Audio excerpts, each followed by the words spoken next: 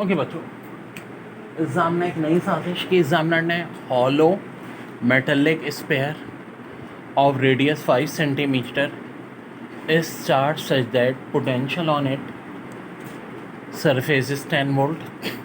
The potential at the center of sphere is, ये spare है और क्या कह रहे हैं, हॉलो मेटेलिक स्पेयर है जिसका रेडियस 5 सेंटीमीटर है। ठीक है, ये इस तरह चार्ज हो रहा है कि पोटेंशियल उसकी सरफेस पे 10 वोल्ट है। सरफेस पे अगर 10 वोल्ट है तो यहाँ क्या होगा, सेंटर पे। अब देखो कौन सा स्पेयर है, हॉलो स्पेयर, दरमियान में हॉलो है। तो अक्सर लोग इसको न्यूमेरिकल के तौर पे सॉल्व करने बैठ जाते हैं, यार फार्मूला कौन सा रहता है। अरे भाई ये कॉन्सेप्चुअल बात है कि जब हॉलो स्पेयर है तो पोटेंशियल डिफरेंस सेंटर में हमेशा क्या होगा, ज़ीरो होगा। क्या होगा, ज़ीरो।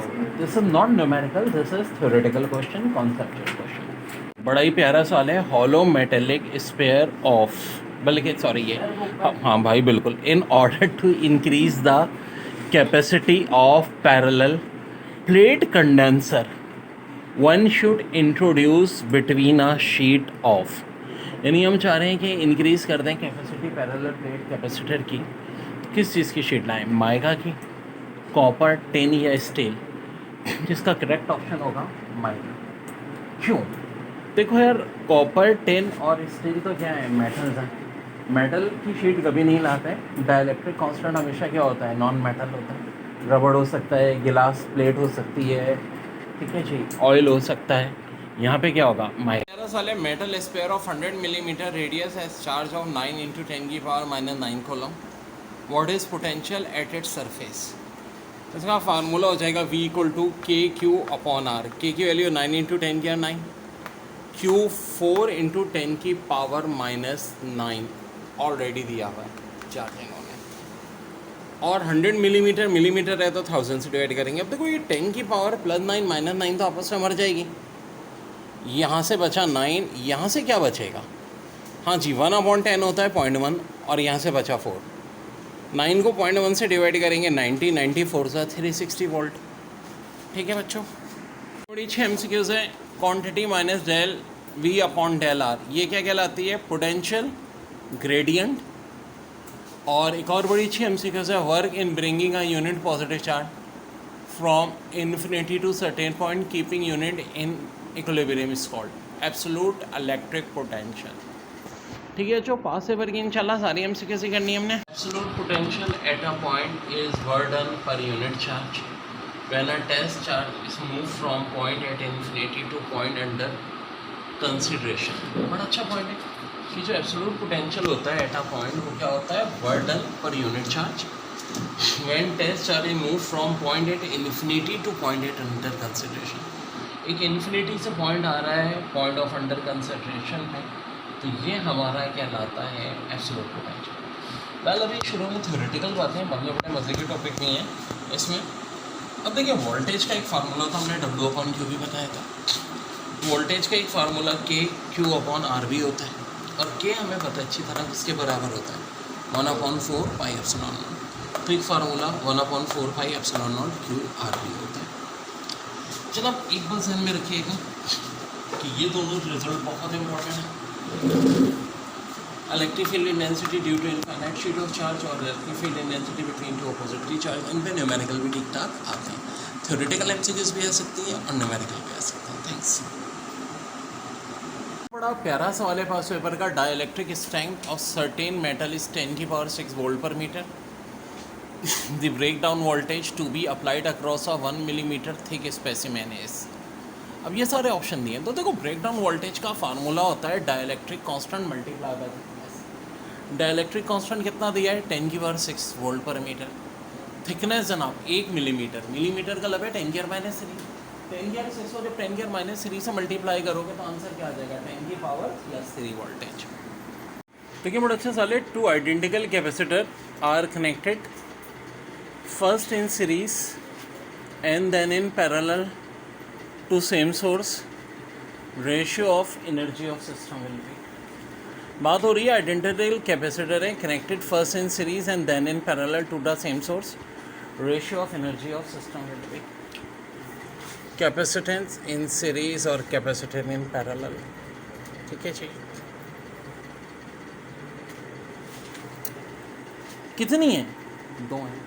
तो देखो कैपेसिटेंस इन सीरीज और पैरेलल का रेशो होता है 1:n²। 2 हैं तो 1:2², यानी कि 1:4। ये हमारा आंसर हो जाएगा। अब एक चीज़ का ख्याल रखो कि वर्डिंग देखो, पहले सीरीज़ में कह रहे हैं पैरेलल में, पहले सीरीज़ में कह रहे हैं बाद में पैरेलल में, तो 1:n²। अगर ये उल्टा कहते, पहले वर्ड पैरेलल लिखा होता बाद में सीरीज़, बात हुई है वैसे। ठीक है, पूछने का अंदाज जैसे होगा उस हिसाब से हम आंसर देते हैं। अच्छा एमसीक्यू से, Gaussian law can be use to find electric field intensity. Gaussian law can be use to find electric field intensity. Part 1 में charge enclose in a sphere, charge enclose in a sphere. Part 2 में charge on an infinite sheet, charge on an infinite sheet. और एक part है charge place between two opposite charge surface. तो डेयर past paper का आया हुआ सवाल है, Gaussian laws can be use to find electric field intensity. और ऑप्शन है charge enclose in a sphere, बिल्कुल सही है। चार्ज ऑन इनफाइनाइट चार्ज, ये भी सही है। और charge plate between two oppositely charge surface, ये भी सही है। तो इसका आंसर है ऑल ऑफ अबव। ठीक है, बड़ी अच्छी एमसीक्यूज आई थी पास पेपर में। द टोटल आउटवर्ड फ्लक्स, ठीक है, over any closed hypothetical surface called dash is equal to the total charge enclosed divided by epsilon naught irrespective of the way in which the charge is distributed। अब कौन सी surface, क्या Coulomb surface, Gaussian surface, Newton surface, Ohm surface? तो भाई close hypothetical surface क्या होती है? Gaussian surface. और ये गॉसियन लॉ ही पूरा एक्सप्लेन किया हुआ इन्होंने। ठीक है, ठीक है, बड़ी अच्छी एमसीक्यूज है। 3 identical capacitor are connected first in series and then in parallel to the same source, the ratio of energy of system will be। तो कह रहे हैं first connected in series and then in parallel. तो capacitor ने in series पहले लिखा है या बाद में पहले लिखा है, इससे बहुत फर्क पड़ता है वर्डिंग से। सीरीज की अगर 1 होगी तो पैरेलल की उससे n² टाइम ज़्यादा होगी। और हम ये भी कह सकते हैं capacitance in parallel capacitance in series से n² टाइम ज़्यादा होगी। बात एक ही, लेकिन वर्डिंग में ये देखोगे पहले किसका जिक्र है? सीरीज़ का। तो सीरीज़ की पहले आएगी, पैरेलल बाद में। अब कितने कैपेसिटर हैं यहाँ? 3 है। ठीक है जी, सो 3 है, तो इसका आंसर 1:3² यानी 1:9 हो जाएगा। ठीक है जी। When an insulated dielectric material is placed, इसकी बात हो रही है, insulated dielectric material is placed in an electric field, it gets charge, remain unchanged, is polarized, none of these। तो क्या होता है जब इंसुलेटेड डाइलेक्ट्रिक मटेरियल को हम प्लेस करते हैं इलेक्ट्रिक फील्ड में? चार्ज होता है अनचार्ज या पोलराइज्ड? असल आंसर है पोलराइज्ड। कह रहे हैं voltage of capacitor is 60 volt, then what will be the voltage of diamond is present as dielectric? less than 60, more than 60, तो less than 60। मैं बार बार बता रहा हूँ, जब भी डाइलेक्ट्रिक कांस्टेंट आता है फोर्स, इलेक्ट्रिक फील्ड इंटेंसिटी और वोल्टेज कम हो जाता है। एक चीज़ है जो बढ़ती है और वो है कैपेसिटेंस। कह रहे हैं flux passing through an area does not depend upon change in close medium shape of hypothetical surface both A and C. तो इसका करेक्ट आंसर है shape of hypothetical surface. Flux passing through an area does not depend upon, charge पे तो करता है, medium पे भी करता है, शेप ऑफ हाइपोथेटिकल सरफेस पे नहीं करता। देखिए बड़ा अच्छा क्वेश्चन है। When capacitors are combined in series, quantity which remains constant is. Option में energy, potential difference, intensity of electric field और चार्ज। तो इसका करेक्ट आंसर है भाई चार्ज। चार्ज हमेशा क्या रहेगा? कांस्टेंट रहेगा जब हम बात किसकी कर रहे हैं? Capacities are combined in series, the quantity which remain constant is. अच्छा है, intensity of electric field. Option A, decrease inversely has square of the distance, increase directly has square, increase rapidly by increase the distance, decrease inversely with the distance. So इसका correct answer है decrease inversely has square of the distance. क्यों भाई? Electric field intensity में हम कहते हैं inverse square law की relation है। E1 अपॉन E2 का रेशो क्या होगा? उल्टा होगा, यानी E1 ऊपर है तो R1 स्क्वायर नीचे होगा। इनवर्स स्क्वायर रिलेशन इसी को कहते हैं। और E2 नीचे तो R2 का स्क्वायर ऊपर है। Very very important. बहुत वक्त ऐसा सवाल आ जाता है कि वो R2 R1 की वैल्यू देके E1 और E2 का रेशो आपसे पूछ सकते हैं, ठीक है। जैसे कि R1 आपको दिया हुआ है 3, तो हम 3 का स्क्वायर ले लेंगे। R2 दिया हुआ है 4 का स्क्वायर ले लेंगे। तो इलेक्ट्रिक फील्ड इंटेंसिटी का रेशो क्या आ जाएगा? 4 का स्क्वायर 16, 3 का स्क्वायर 9, यानी 16/9। ऐसी हर रिलेशन को हम इन्वर्स स्क्वायर लॉ कहते हैं, जिसमें अपोजिट रिलेशन हो स्क्वायर की, इन्वर्स भी और स्क्वायर भी। फिर है particle carrying a charge of 10⁻⁻6 coulomb start from rest in a uniform electric field of intensity 50 volt per metre. Fine kinetic energy require when it has move by 1 metre. तो simple सी बात है भाई, जब VI 0 होता है kinetic energy और वर्डन आपस में इक्वल होते हैं, ठीक है। काइनेटिक एनर्जी वर्डन इक्वल है तो भाई काफ़ी आसान हो गया। वर्डन होता है force into displacement, kinetic energy भी यही हो जाएगा, फोर्स इनटू डिस्प्लेसमेंट। आखिरकार फोर्स क्या होती है? फोर्स होती है charge into electric field intensity. Charge दिया है 10⁻⁻6 और E दिया है 50, मल्टीप्लाई किया 5 × 10⁻⁵, ये आ गई हमारी फोर्स। फोर्स को डिस्प्लेसमेंट 1 मीटर से मल्टीप्लाई कर दो, आंसर आ जाएगा 5 × 10⁻⁵।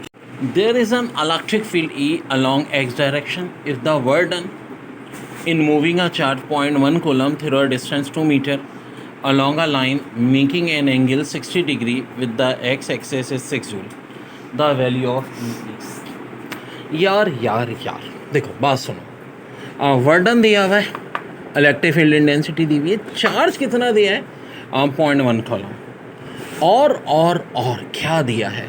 डिस्टेंस, जिसे डी या एस से जाहिर कर सकते हैं। कितना दिया है मेरे भाइयों? 2 मीटर और थीटा 60 डिग्री। मेरे बनाए हुए कुछ अपने फार्मूलों में से एक बड़ा अहम फार्मूला है W = EQ DIS, एक ही बात है, cos थीटा। ये हज़ारों अल्हम्दुलिल्लाह फार्मूले बनाए हुए हैं बच्चों आप लोगों के खातिर। और W की जगह 6, E वैसे ये 0.1। देखो cos 60 भी हाफ होता है, 2 और हाफ कैंसिल, 0.1 को उधर ले जाके 6 से डिवाइड कर दो, आंसर 60 न्यूटन पर कूलम। अच्छी MCQ थी। Charge of mass 9.6 gram stationary on a vertical electric field 1000 kilo newton per coulomb. The number of fundamental quantum of charges carried by it is. तो जी बड़ा प्यारा सवाल है। क्या दिया हुआ है? Mass 9.6 gram on a vertical electric field 1000 kilo newton per coulomb. The number of fundamental quantum of charges carried by it is.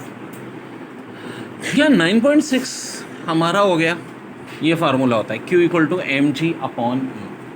M 9.6 है, ग्राम में तो 1000 से डिवाइड, जी उनकी मेहरबानी 10 दिया था उन्होंने। ये क्या दी है? 1000 kg न्यूटन पर कूलम। अब देखो, जो कटता है काट दो, जो मरता है मार दो। ज़ीरो ने ज़ीरो को मार डाला। बायो लोग अच्छी तरह समझ में आनी चाहिए। 3 और 3 6 और ये आपस में मल्टीप्लाई होंगे। 10⁻8 जो ऊपर जाके -8।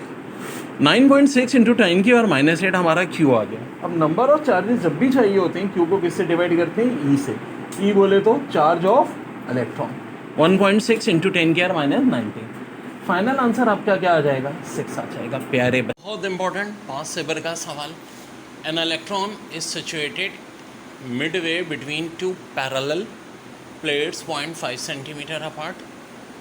One of the plates is maintained at a potential of 60 volt above the other. What is force on electron? So dear, इसका फार्मूला होता है F = ∂V/∂S। अब ∂V कितना दिया है? 60। ∂S दिया है 5 × 10⁻⁻30।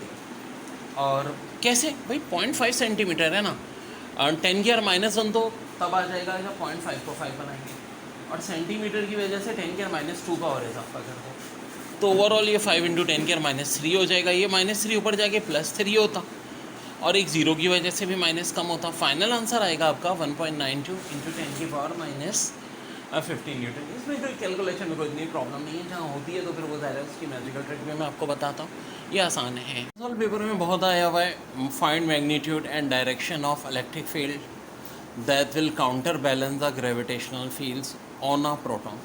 तो अगर आप इंटर के माध्यम से चलो तो हमें पूरा ऐसा करते थे, let the field be E equal to mg, लेकिन यहाँ कुछ ये बात करने की जरूरत नहीं है। देखो this is the fix value. जब भी क्या बात हो रही है मैग्नीट्यूड निकालने की, जब electric field will counter balance the gravitational field, तो याद रखो हमेशा वो फोर्स कितनी होगी, 1.02 × 10⁻⁻7 न्यूटन। इस रिजल्ट को आपने याद रखना है मेरे क्योंकि बच्चों इलेक्ट्रोस्टैटिक के चैप्टर से क्या क्या एमसीक्यूज पेपर में बहुत ज़्यादा आए हैं।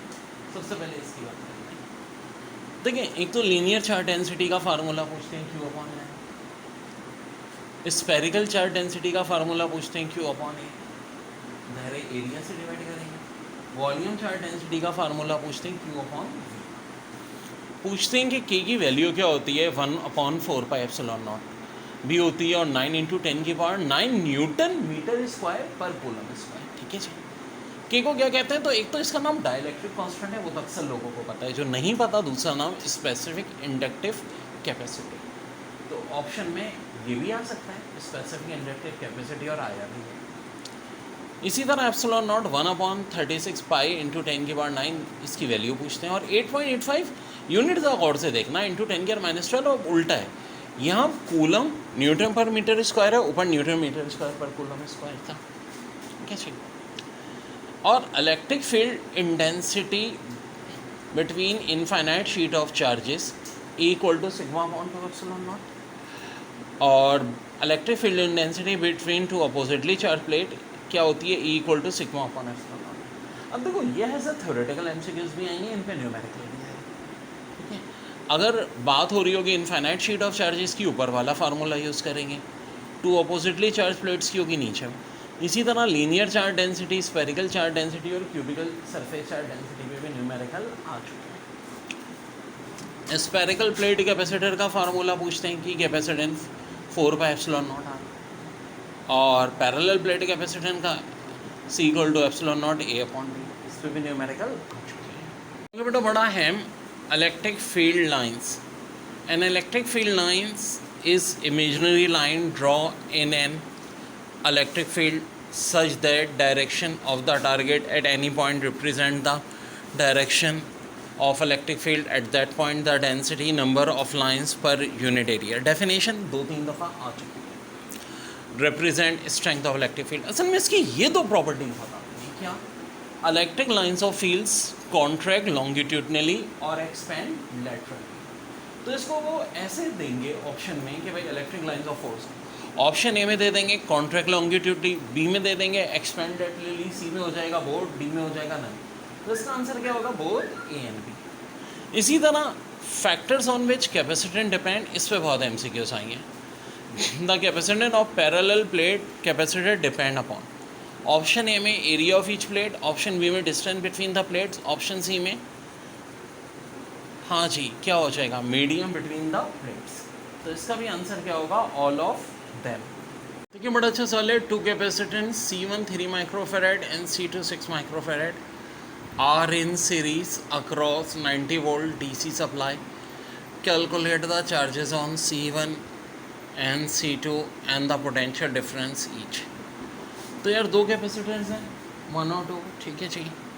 वोल्टेज 90 वोल्ट है, 3 माइक्रोफेरेड 6 माइक्रोफेरेड। अब देखो ये सवाल जब भी आया है, ओरिजिनल मेथड तो बहुत लंबा है, आसान सी तरकीब है। ऑप्शंस देखो, एक बार एक ऑप्शन दिया था इन्होंने 10 और 30, 20 और 40, 70 और 20, 60 और 30। मज़ा तो तब है जब आप बगैर सॉल्व किए आंसर निकालो। देखो बात सुनो, टोटल वोल्ट है 90, इसका मतलब है आंसर में ऑप्शन का सब 90 आना चाहिए। तो ऑप्शन ए और बी तो धुल फिटते हैं, सी और डी में से कोई एक हो सकता है। दूसरी बात कैपेसिटेंस 3 और 6 माइक्रोफेरेड है, 3 और 6 माइक्रोफेरेड का मतलब है रेशो 1:2, यानी कि ऑप्शन का रेशो 1:2 होना चाहिए। वेल ना यहाँ 1:2 रेशो है, ना यहाँ 1:2 है। यहाँ 1:2 तो रेशो आ रहा है, लेकिन सम 90 नहीं आ रहा। तो दोनों शराइत पे कौन उतर रहा है भाई? ये उतर रहा है, यही हमारा आंसर होगा। तो एप्टी में ऐसे। तो जनाब सवाल आखिर है क्या?